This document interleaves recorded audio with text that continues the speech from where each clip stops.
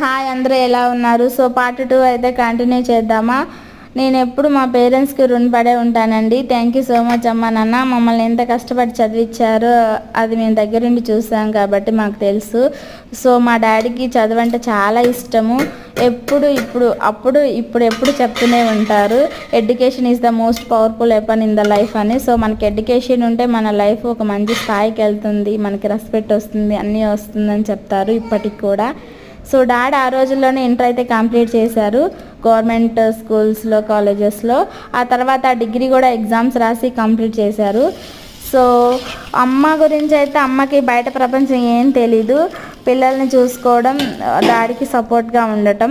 డాడీతో మ్యారేజ్ అయిన కొత్తలో పొలం పనులు ఏం వచ్చేవి కదట. ఇప్పుడైతే నేర్చుకొని ఇద్దరు మనుషులతో పని అయితే చేస్తుంది అమ్మ. వ్యవసాయం, డాడీ వ్యవసాయం చేస్తూ వేరే చిన్న పనులు కూడా చేస్తూ మమ్మల్ని ప్రైవేట్ స్కూల్లోనే చదివించేవాళ్ళు. మంచి భవిష్యత్తు ఉండిద్ది పిల్లలకి అని చెప్పి.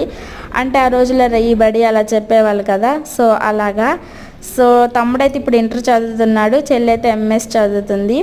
So thank you so much అమ్మ నాన్న.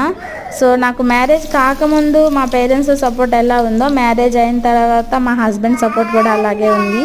థ్యాంక్ యూ సో మచ్ అండి. సో ఇక నాకు బీటెక్ థర్డ్ ఇయర్లో మ్యారేజ్ అయిందని చెప్పాను కదా. కాలేజ్కి అయితే వెళ్ళాను రెగ్యులర్గానే.